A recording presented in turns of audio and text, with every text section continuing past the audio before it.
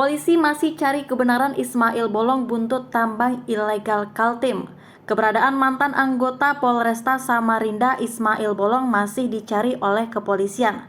Ismail Bolong diburu buntut kasus tambang batu bara ilegal di Kalimantan Timur yang hasilnya diduga juga disetorkan kepada petinggi Polri.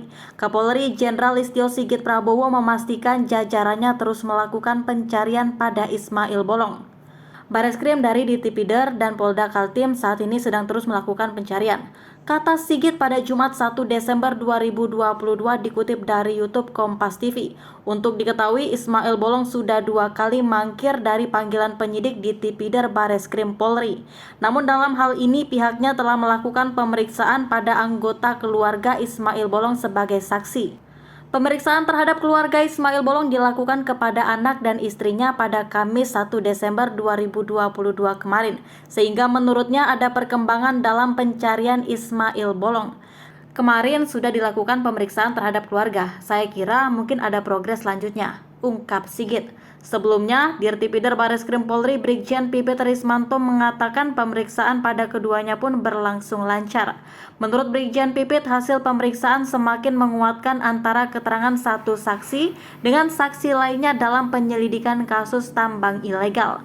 Hasilnya lancar-lancar saja dan semua semakin menguatkan satu sama lainnya, kata Pipit pada Jumat 2 Desember. Di sisi lain, Pipit memastikan bahwa keduanya dipaksa karena diduga terlibat dalam kasus tambang ilegal.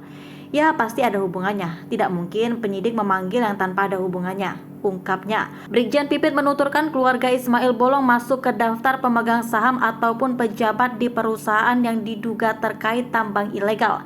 Anak Ismail Bolong disebut menjabat sebagai direktur utama. Kan anaknya sebagai direktur utama katanya.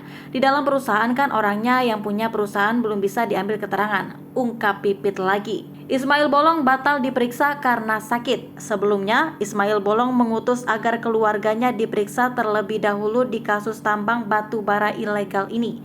Diketahui Ismail Bolong batal diperiksa dalam kasus tambang ilegal pada Selasa 29 November 2022. Alasannya, dia tengah mengalami sakit hingga stres karena lihat pemberitaan kasusnya di media.